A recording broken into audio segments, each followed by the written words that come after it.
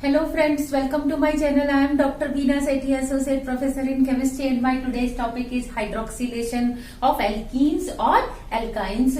इसमें hydroxylation में क्या होता है, दो OH ग्रुप हाइड्रोक्सिल ग्रुप एक साथ ऐड होते हैं और ये रिएक्शन जो है दो तरीके से हो सकती है, या तो जो प्रोडक्ट मिले उसमें सिन एडिशन हो, दोनों OH सेम साइड पे आए, या दोनों अपोजिट डायरेक्शन में आए, उसको हम एंटी एडिशन कहते हैं। सिन एडिशन के लिए जो हम रिएजेंट्स काम में लाते हैं वो होते हैं कोल्ड या एल्कलाइन KMnO4, और दूसरा रिएजेंट हम काम में लाते हैं osmium tetroxide in presence of sodium bisulphide and water. जबकि एंटी के लिए हम क्या करते हैं काम में, पर एसिड्स काम में लाते हैं। पर एसिड्स क्या होते हैं, acids plus one extra oxygen. तो देखो RCOOH क्या होता है, एसिड, इसमें अगर एक ऑक्सीजन एक्स्ट्रा आ जाए तो ये क्या हो जाता है, पर एसिड। इसका अगर आप फॉर्मूला देखना चाहो तो वो इस तरीके से होता है RCOOH, इस तरीके से। और दूसरा ये जो रिएक्शन है ये दो स्टेप्स में होती है।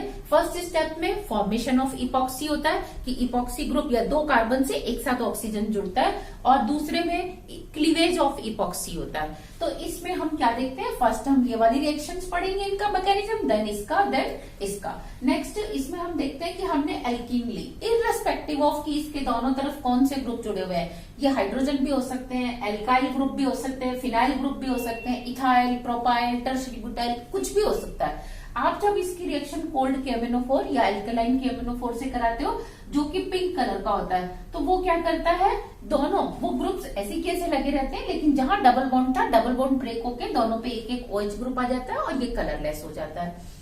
तो हम ऐसे कैसे कह सकते हैं कि भाई दोनों जो है सिन एडिशन ही हुआ, क्योंकि हो सकता है ट्रांस हुआ हो और यहाँ तो फ्री रोटेशन पॉसिबल है, वो रोटेट करके सिन बन गया हो। तो ऐसा करने के लिए हम इसको पहचानने के लिए क्या करते हैं, ऐसा कंपाउंड लेके चलते हैं जिसमें फ्री रोटेशन पॉसिबल नहीं है। ये मैंने साइक्लोपेंटीन लिया, साइक्लोपेंटीन के ऊपर कोल्ड KMnO4 की रिएक्शन कराई, तो मैं क्या देखती हूँ, या तो दोनों OH ग्रुप फ्रंट साइड आते हैं या दोनों बैक साइड जाते हैं, और ऐसा एक भी प्रोडक्ट नहीं मिलता जिसमें एक फ्रंट साइड हो और एक बैक साइड हो। तो इसमें तो फ्री रोटेशन पॉसिबल नहीं है। अगर वो सिन बनाए तो सिन रहेगा, एंटी बनाए तो एंटी बने रहेगा। इसका मतलब यहाँ एंटी बिल्कुल भी नहीं बनता, तभी यहाँ पे क्या है, एंटी प्रोडक्ट हमें नहीं मिला। अब हम क्या करेंगे, इस रिएक्शन का मैकेनिज्म देखेंगे।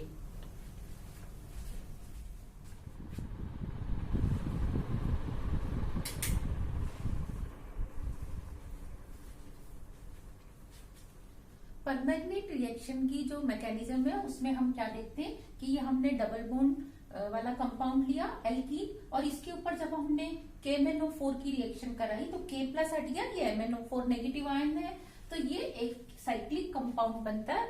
इस साइक्लिक कंपाउंड में अब जब आप सेकेंड स्टेप करोगे, यानी कि हाइड्रोलिसिस वाला स्टेप करोगे, एल्कलाइन हाइड्रोलिसिस होगा, तो हम क्या देखते हैं, हमारे पास दो पॉसिबिलिटी है, या तो कार्बन ऑक्सीजन ये वाला बॉन्ड ब्रेक हो जाए, या फिर ऑक्सीजन और मैग्नीज वाला बॉन्ड ब्रेक हो जाए।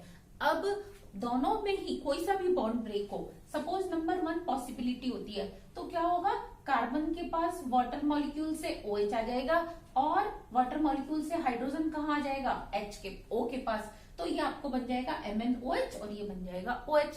या नंबर 2 पॉसिबिलिटी पूरी हो सकती है कि इसको हाइड्रोजन मिल जाए और मैग्नीज को क्या मिल जाए, और OH बॉन्ड, तब भी यही प्रोडक्ट बनेगा। तो अब कौन सा बॉन्ड एक्चुअली ब्रेक हुआ है, इसके लिए हम क्या करते हैं, लेबलिंग वाला मैकेनिज्म अडॉप्ट करते हैं। हमने यहाँ परमैग्नेट क्या लिया जिसमें ऑक्सीजन लेबल्ड है, यानी कि आइसोटॉपिक ऑक्सीजन है, O18 है, हमने इसकी रिएक्शन कराई तो नेचुरली यही साइक्लिक प्रोडक्ट मिलने वाला है। अब अगर इसमें नंबर 1 पॉसिबिलिटी फुलफिल होती है हाइड्रोलिसिस से, तो क्या होगा, labelled oxygen again will come back to magnet ion only, और इसके पास पानी से क्या आ जाएगा, जब यहाँ H आ जाएगा तो कार्बन को क्या मिल जाएगा, OH, कौन सा, जो वाटर मॉलिक्यूल से आया है, यानी कि इस तरीके से OH और ये H, यहाँ से OH जो है वो आपने H2O सिंपल ले रखा है।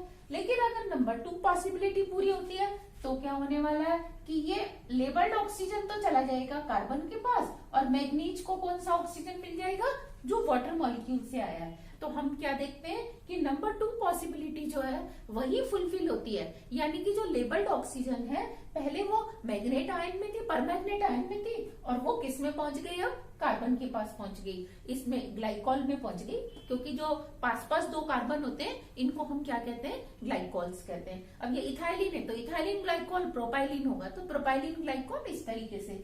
तो ये और जो परमैग्नेट आयन है इसमें मैग्नीज की कौन सी ऑक्सीडेशन स्टेट थी, +7, लेकिन यहाँ अब इसकी कौन सी ऑक्सीडेशन स्टेट है, +5, यानी कि इसका खुद का क्या हो गया, रिडक्शन हो गया, और इस कंपाउंड में 2 ऑक्सीजन जुड़ गई तो इसका क्या हो गया, ऑक्सीडेशन। तो इस तरीके से जो परमैग्नेट है या जो बेयर्स रिएजेंट है ये एक माइल्ड ऑक्सीडाइजिंग एजेंट है, ये एल्कीन्स को किस में बदल देता है, ग्लाइकॉल्स में बदल देता है। ये था इसका एल्कीन्स के ऊपर मैकेनिज्म।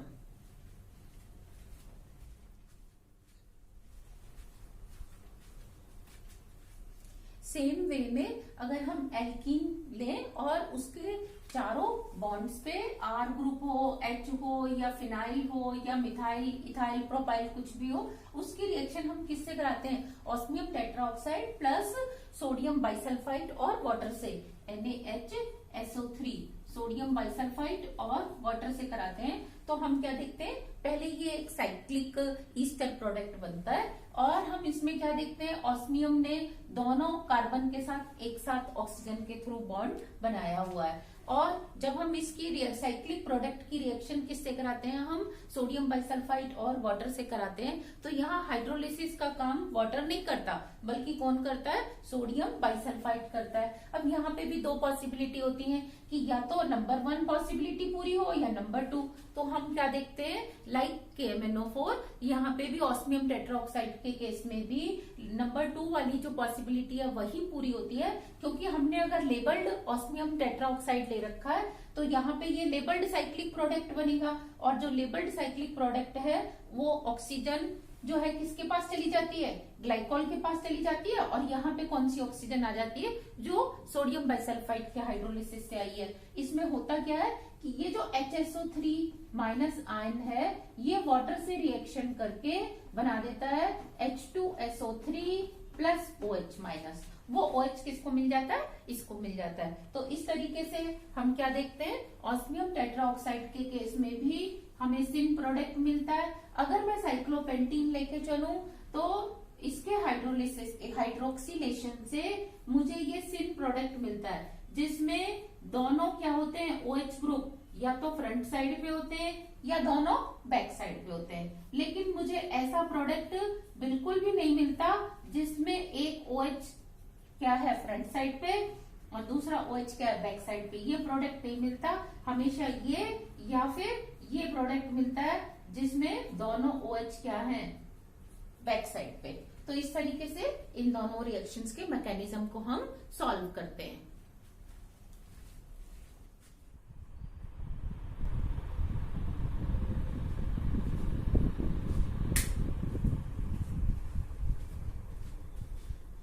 हाइड्रोक्सिलेशन की जो थर्ड रिएक्शन होती है, थर्ड रिएजेंट, वो क्या होता है, पर एसिड्स।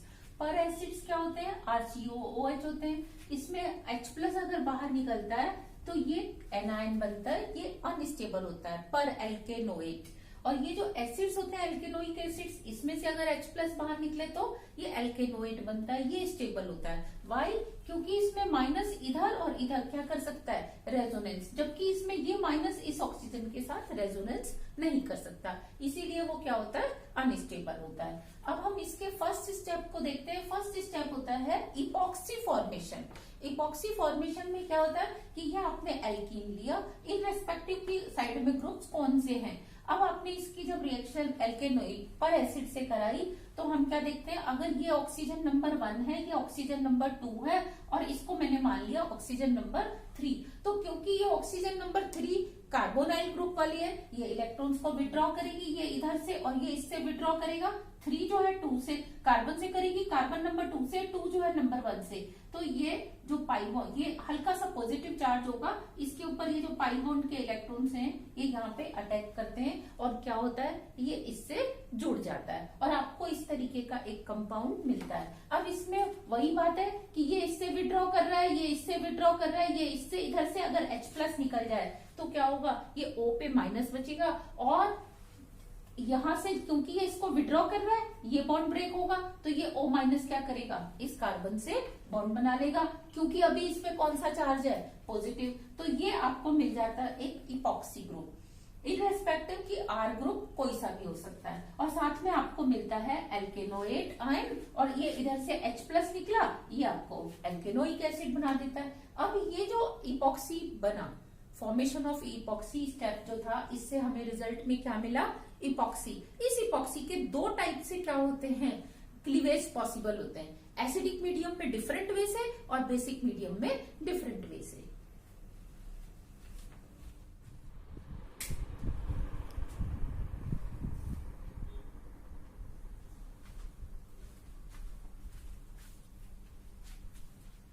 नेक्स्ट स्टेप जो है परऑक्सी एसिड वाले में, हम क्या देखते हैं कि जो फर्स्ट स्टेप में हमारा इपॉक्सी बना था, अगर हमने उसमें ऑक्सीजन क्या ले लिया, हमने ले लिया लेबल्ड ऑक्सीजन या आइसोटोपिक ऑक्सीजन। तो देखो अब इसका क्लीवेज मीडियम के हिसाब से अलग अलग होता है। अगर हमने एल्कलाइन मीडियम लिया तो OH- से स्टार्ट करता है रिएक्शन को, और OH- क्या करेगा, क्योंकि इस ऑक्सीजन को दोनों ही अपना अपना इलेक्ट्रॉन दे रहे हैं, इसकी नेगेटिविटी ज्यादा है, इसके ऊपर भी पार्शियल पॉजिटिव है, इसके ऊपर भी पार्शियल पॉजिटिव है, लेकिन इसका पार्शियल पॉजिटिव इस R से क्या हो रहा है, सेटिस्फाइड हो रहा है, तो यहाँ पे कम है, और इस कार्बन पे क्या है, ज्यादा है, तो OH- कहाँ अटैक करेगा, इस कार्बन पे। आपने बस ये याद रखना है कि OH ने स्टार्ट करनी है रिएक्शन, OH ने स्टार्ट करनी है रिएक्शन, तो वो अपनी फेवरेबल कंडीशन देखेगा कि कहाँ प्लस ज्यादा है, तो जहां प्लस ज्यादा होगा प्लस हिंड्रेंस कम हो, तो ये देखता है यहाँ पे हिंड्रेंस कम है, तो इसलिए इस ऑक्सीजन OH ने यहाँ पे अटैक कर दिया। जैसे ही ये इससे अटैक करेगा तो अब ये कार्बन 1 2 3 4, तो वैलेंसी पहले ये 5 तो बनाएगा नहीं, तो इसका ये वाला बॉन्ड क्या होगा, 100% ब्रेक हो जाएगा, ये ब्रेक हो गया, ये इससे जुड़ गया, और ये ऑक्सीजन इधर आ गई, इस ऑक्सीजन पे कौन सा चार्ज आ जाएगा, अब नेगेटिव चार्ज आ जाएगा। इसके ऊपर कौन रिएक्शन करता है, वाटर, क्योंकि अल्कलाइन मीडियम है, तो वाटर क्या करेगा, H इसको दे देगा, तो इसने इसको H दे दिया और ये OH आपके पास आ गया। तो यहाँ आपने देखा कि लेबल्ड ऑक्सीजन कौन से कार्बन के पास आया, जो कि बीच वाला कार्बन था या जिसके ऊपर मिथाइल ग्रुप अटैच था। अब आपने क्या किया, इसी कंपाउंड को मैंने दोबारा लिखा है, मैंने एसिडिक मीडियम में क्लीवेज कराया। एसिडिक मीडियम में आपने याद रखना है कि H पॉजिटिव जो है ये रिएक्शन शुरू करता है, और कैसे रिएक्शन शुरू करेगा, क्योंकि H पॉजिटिव के लिए फेवरेबल कंडीशन कहाँ है, कहाँ पे जाके इसने रिएक्शन करनी है, प्लस पे तो करेगा नहीं, माइनस पे करेगा। तो यहाँ ऑक्सीजन के पास क्या है, लोन पेयर ऑफ इलेक्ट्रॉन है, ये इसके ऊपर आके जुड़ जाएगा और ऑक्सीजन पे क्या आ जाएगा, पॉजिटिव चार्ज। अब इस ऑक्सीजन के ये दो पॉसिबिलिटी है, या तो इधर से बॉन्ड ब्रेक हो सकता है या इधर से। कौन सी पॉसिबिलिटी पूरी होगी, जिससे स्टेबल कार्बोनियम आयन बने। तो अब आप देखो, अगर ये वाली पॉसिबिलिटी पूरी होती है, नंबर 1 मैं इसको डाल रही हूं, तो ये टूट गया, OH इधर आ जाएगा, तो ये कौन सा कार्बोनियम आयन बचेगा, प्राइमरी। अच्छा, और अगर ये नंबर 2 पॉसिबिलिटी पूरी हो तो ये OH उधर चला जाएगा, ये सेकेंडरी कार्बोनियम आयन, तो नेचुरली सेकेंडरी स्टेबल है, तो देखो ये सेकेंडरी कार्बोनियम आयन बनता है, ये प्राइमरी कार्बोनियम आयन नहीं बनता। ये जो सेकेंडरी कार्बोनियम आयन बना, इसके ऊपर कौन अटैक करता है, वाटर, वाटर से ये OH ले लेता है, तो ये वाली OH जो है अनलेबल्ड होगी, और ये वाला OH कौन सा होगा, लेबल्ड होगा। तो आपने देखा लेबल्ड ऑक्सीजन कहाँ आ गई, टर्मिनल पे, और इसमें कहाँ आई थी, कॉर्नर पे। अब आप इसको और प्रूव करने के लिए कि भाई ये इसी रिएक्शन से हुआ है या इसी पाथ से हुआ है, हम क्या करें, इस ऑक्सीजन को लेबल्ड ना लें, हम क्या करें, यहाँ पे वाटर को क्या करें, लेबल्ड ले लें। तो हम क्या देखते हैं कि ये वाली ऑक्सीजन अब लेबल्ड हमें मिलती है, इसका मतलब इस रिएक्शन ने इसी पाथ को फॉलो किया है। तो ये थी आपकी hydroxylation of alkene, syn addition और एंटी एडिशन।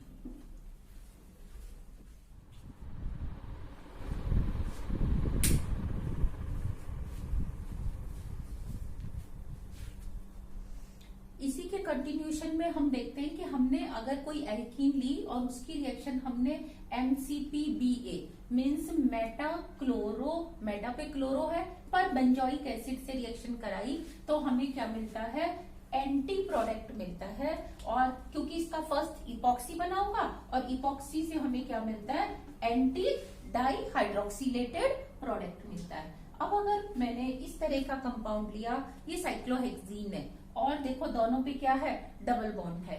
कौन से कार्बन पे मेटाक्लोरोपरबेंजोइक एसिड बनेगा? अगर हम हिंड्रेंस को देखें तो यहाँ ज्यादा है, लेकिन क्योंकि इलेक्ट्रॉन डेंसिटी जो है, ये दोनों मिथाइल क्या कर रहे हैं, इन कार्बन पे इलेक्ट्रॉन डेंसिटी इंक्रीज कर रहे हैं, तो इसीलिए इधर इपॉक्सी नहीं बनता, बल्कि कहाँ पे बनता है, जहां उल्टा हिंड्रेंस है।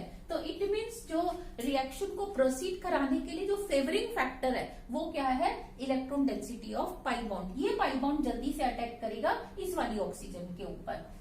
और इसका आगे फिर हम देखेंगे कि हमने एसिडिक मीडियम में कराया या बेसिक मीडियम में, और हमें यहाँ पे क्या मिल जाएगा, एंटी OH, 2 OH ग्रुप मिल जाएंगे। अगर मैंने एल्काइंस ली, अभी तक जो मैंने सारी रिएक्शंस डिस्कस की वो किस पे, एल्कीन्स पे। एल्काइंस में क्या होता है, ट्रिपल बॉन्ड होता है, तो 2 बार रिएक्शन हो सकती है। तो अगर आपने एल्कलाइन KMnO4 या कोल्ड KMnO4 यानी कि बेयर्स रिएजेंट की रिएक्शन कराई, तो पहले एक बॉन्ड ब्रेक होगा, एक बार OH आएगा, फिर एक अभी बच जाएगा, तो वहां पे दोबारा रिएक्शन होगी, 2 OH आएंगे, और 2 OH क्योंकि स्टेबल नहीं होते, उसमें से वाटर मॉलिक्यूल निकल जाएगा, तो आपको मिलेगा ग्लाइओक्सल। देखो अगर यहाँ पे दोनों तरफ H है तो यहाँ पे भी हाइड्रोजन रहेगा और आपको मिलेगा सिंपल ग्लाइओक्सल। अगर एक साइड मिथाइल है तो मिथाइल ग्लाइओक्सल, एक साइड फिनाइल है तो फिनाइल ग्लाइओक्सल, और दोनों तरफ मिथाइल है तो डाइमिथाइल ग्लाइओक्सल। क्योंकि इनरेस्पेक्टिव ऑफ ग्रुप्स की यहाँ साइड में कौन से ग्रुप्स हैं, इसका रिएक्शन बिल्कुल इसी तरीके से होता है। और इसमें हम क्या देखते हैं, अगर हम ऑस्मियम टेट्राऑक्साइड और सोडियम बाइसल्फाइड वाटर से कराते हैं तो भी हमें सेम प्रोडक्ट मिलता है और वही सिन वाला एडिशन होता है। लेकिन अगर मैं परबेंजोइक एसिड से रिएक्शन कराती हूँ तो मैं क्या देखती हूँ, रिएक्शन नहीं होती। क्यों नहीं होती, क्योंकि अगर इसमें इपॉक्सी बनेगा तो वो इस तरीके से बनेगा, इपॉक्सी, और उस इपॉक्सी में क्या होगा, बहुत ज्यादा स्ट्रेन होगा, और इतना ज्यादा स्ट्रेन होगा कि ये कंपाउंड बनता ही नहीं है। इसका मतलब ट्रिपल बॉन्ड वाले कंपाउंड्स में केवल हमें सिन प्रोडक्ट ही मिलते हैं, हमें एंटी प्रोडक्ट्स नहीं मिल सकते। और अगर मैं इसका एक और एग्जांपल लूं जिसमें डबल और ट्रिपल दोनों है, तो आपको वो और अच्छे से समझ में आएगा।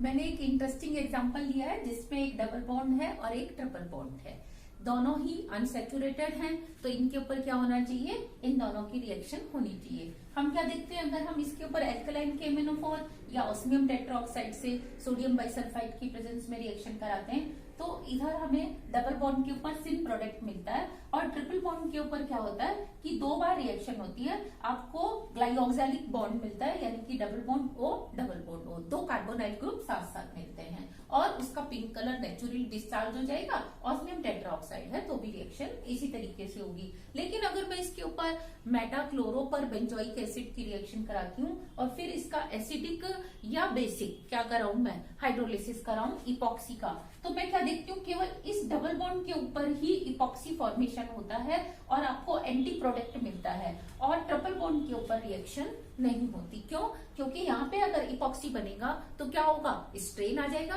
और वो नहीं होता।